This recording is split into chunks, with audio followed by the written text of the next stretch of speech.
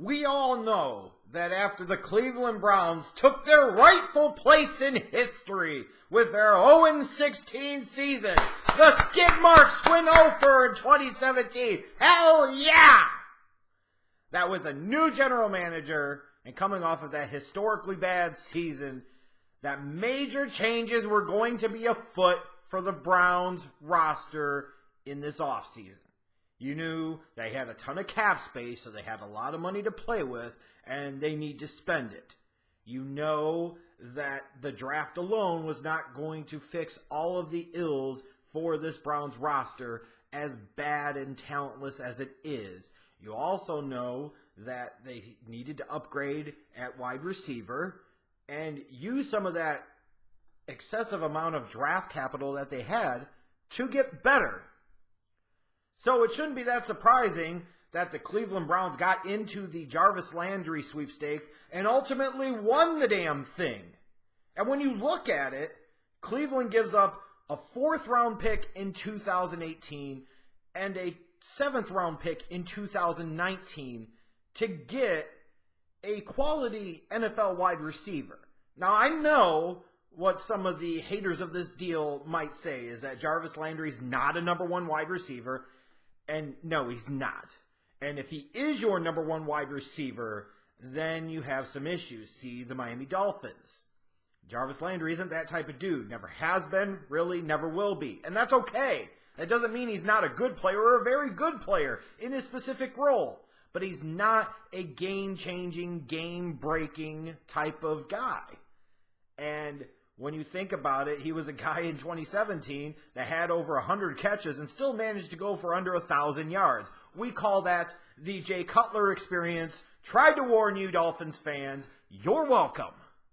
But you think about it, knowing that he already had signed the franchise tag with Miami, so Cleveland's going to be on the hook for big money this year no matter what with this guy. And they're probably going to rework him, get him a long-term deal. So basically, the skeptics and the haters of this deal are going to look at it and say, it comes with an awfully big price tag, meaning the Cleveland Browns gave up 2 draft picks for the right to massively overpay a slot wide receiver. That's what they did. Well, the Browns had to do something. They needed to make some type of move. And for the focus maybe on what Jarvis Landry isn't, it's easy to lose sight of what he is. Number 1, Jarvis Landry is a massive upgrade over anything else that the Browns would currently trot out there in the slot at the wide receiver position. Jarvis Landry is a very good, productive, reliable player. He is a top-notch slot receiver in the NFL. And I'm sorry, in all likelihood, you get much more out of Jarvis Landry, even if it comes with a big price tag, than you would have out of the 4th and 7th round picks that you gave up to get him. And that's a fact. More likely than not.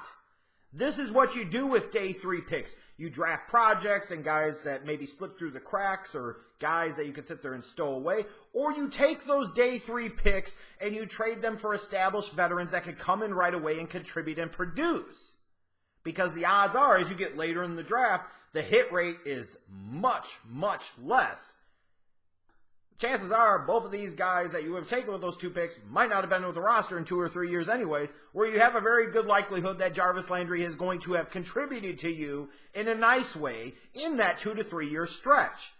Jarvis Landry also provides you potential insurance in case you want to A, trade 2016 first-round pick Corey Coleman, or B, if Corey Coleman stays, but he can't stay healthy or he doesn't develop and he doesn't become that first-round type of talent that he was coming out of Baylor, he also provides you insurance in case Josh Gordon falls off the wagon again. Like, we can get all caught up in the glory of Josh Gordon being back. It's great. It's wonderful. But he is one slip-up away, one strike away from potentially being out of the league forever.